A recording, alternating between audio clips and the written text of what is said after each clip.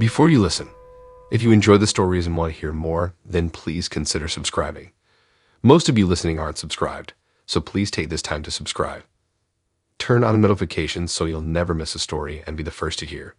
You'll also be supporting me. Thank you.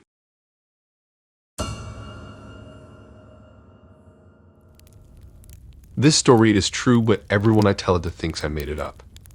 During a trip to Bangladesh a few years ago, I had the most spine-chilling experience that still haunts me to this day. I was visiting Dhaka for a conference and I had booked a room in a hotel that was conveniently located close to the venue. The hotel itself was a charming old building that seemed to have a rich history, and I was excited to immerse myself in the local culture. The first couple of days went by without any incidents. I enjoyed the conference, met some interesting people, and took pleasure in exploring the vibrant city. However, it was on the third night that things took an unsettling turn. I had just returned to my room after a long day of presentations and was looking forward to a good night's sleep. The hotel was quiet, with most guests having retired to their rooms. As I was getting ready for bed, I suddenly heard the faint sound of a girl crying in the hallway. The sobbing seemed to be coming from a distance, and I couldn't pinpoint the exact location. At first, I thought it might be one of the guests who was upset about something, but as the crying continued, it started to feel eerie. The sound seemed to reverberate through the dimly lit corridors, creating an unsettling atmosphere that made me feel tense. I tried to ignore it and get some sleep, but the sobbing persisted, keeping me awake. The next morning, the previous night's experience played in my head, and I decided to mention it to another guest, a middle-aged woman who was also attending the conference. She listened intently as I described the crying I had heard and the unnerving feeling that had left me with. To my surprise, she seemed to know exactly what I was talking about. She told me that there was a legend about a jinn that haunted the area around the hotel. According to local folklore, the jinn had taken the form of a young girl and could often be heard crying in the dead of night. The woman shared her own experience of hearing the girl's sobs and explained that many locals believed the jinn was responsible for a string of unexplained occurrences in the area. Although I was skeptical about the existence of jinns, I couldn't deny that there was something strange about the crying I had heard. I decided to do some research on my own to learn more about the legend and try to make sense of the situation. I discovered that the hotel was built on land that was once a forest that was home to these jinns, and many people believe that the spirits still roamed the area, angry about the destruction of their home. That night, I found myself lying awake in bed, listening for any signs of the mysterious girl. As the hours ticked by, the hotel grew silent, and I could feel my anxiety mounting. Just as I was about to drift off to sleep, I heard it again, the unmistakable sound of a girl crying in the hallway. This time, the sobbing was louder and more desperate, and I couldn't ignore it any longer. I got out of bed and cautiously stepped into the corridor, hoping to find the source of the cries. The hallway was dimly lit, and the flickering lights cast eerie shadows on the walls. I kept shaking with fear as I followed the sound of the weeping, which seemed to be emanating from the end of the corridor. As I approached the corner, the crying suddenly stopped, leaving an eerie silence in its wake. I hesitated for a moment, unsure of what to do, and then slowly turned the corner, only to find that there was no one there. The hallway was completely empty, and there was no sign of the girl who had been crying just moments before. A sharp chill ran down my back as I realized that I had just experienced something truly unexplainable. I quickly retreated to my room with my heart beating crazy fast. The eerie silence that followed the girl's crying was even more unnerving than the sound itself. I bolted my door and crawled back into bed, but sleep was now an impossibility. I lay there wide awake trying to make sense of what had just happened. The next morning, I felt exhausted and unsettled. I couldn't focus on the conference presentations, and my thoughts kept drifting back to the mysterious girl and her haunting cries. My flight back to the UK was later that day, too. I was glad to be finally leaving.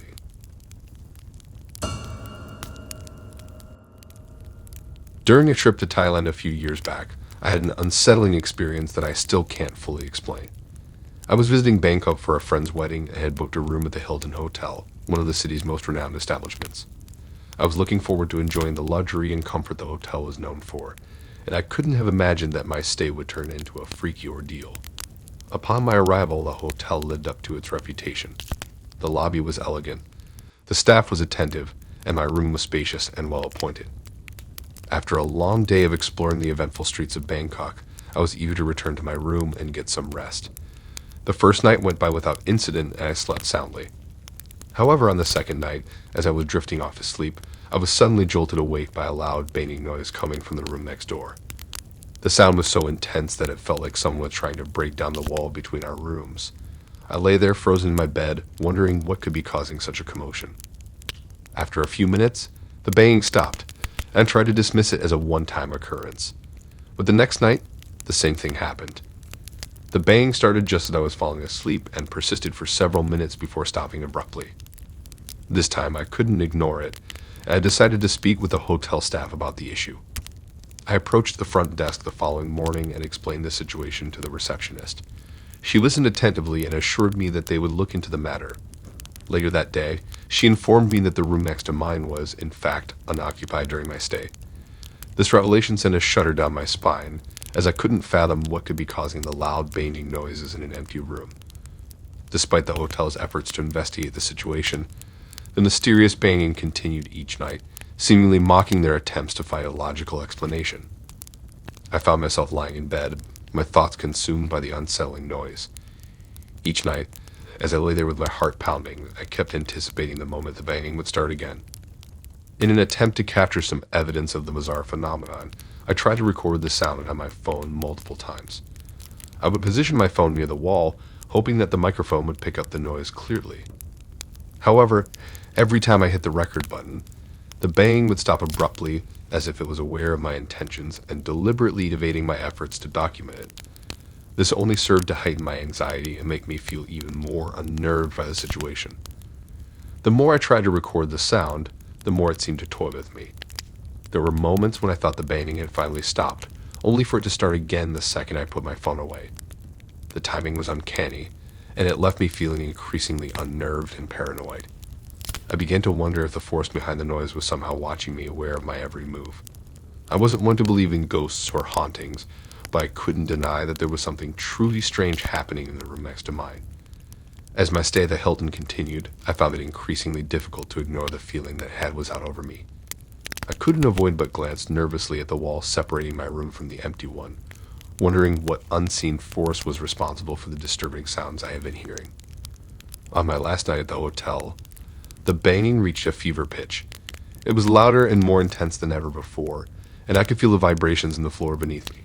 My heart raced as I lay in bed, clutching my phone and staring at the wall, praying for the noise to stop. And then, just as suddenly as it had begun, the banging ceased. The silence that followed was almost as unnerving as the noise itself, and I found myself holding my breath, waiting for the sound to return. But it never did.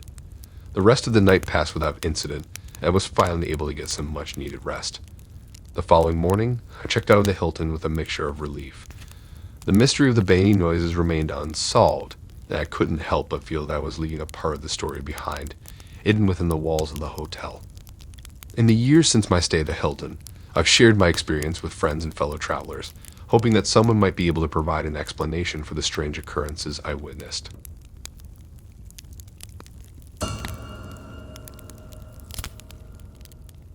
As a person who has traveled extensively, I had plenty of strange encounters, but none compared to the night I spent at an ancient hotel in the middle of nowhere. Because my job frequently requires me to stay in a variety of accommodations, I assumed I'd seen it all. This specific hotel, on the other hand, rocked me to my core, and I still feel uneasy every time I think about it. It was late October, and I was on a business trip that required me to drive across several states. The day had been unusually long, and I was eager to find a place to rest for the night. I spotted an old sign for a hotel, its neon letters flickering erratically, directing me down a narrow road. The entire area was shrouded in darkness, save for the dim headlights in my car. As I pulled up to the hotel, I noticed its eerie, decaying exterior. The once grand building now stood as a testament to the ravages of time, with its paint peeling off and creaky wooden shutters. I convinced myself that it was just an old, forgotten hotel, and that there was nothing to fear. The moment I stepped inside, there was this distinct smell of fungus and damp. The lobby that was lightened only by a few flickering bulbs had clearly seen better days. It made me feel sick, but I was too exhausted to entertain the idea of driving any further that night. The receptionist, an elderly woman with a permanent frown, handed me the key to my room without any pleasantries. She seemed almost disapproving, as if she knew something I didn't. The hallways were equally as decrepit as the lobby, and the flickering light bulbs cast eerie shadows on the walls as I made my way to my room. When I finally reached my room, I entered. The door creaked loudly as I pushed it open, revealing a musty, outdated space. The wallpaper was stained, and the faded floral bedspread looked like it hadn't been changed in decades. As I settled in for the night, I just wanted to sleep. The silence of the hotel was unnerving, and every creak and groan of the old building seemed amplified in the stillness. I tossed and turned, plagued by an inexplicable feeling of dread. At some point, I decided to turn on the TV in the hopes that the mindless noise would drown out my anxious thoughts.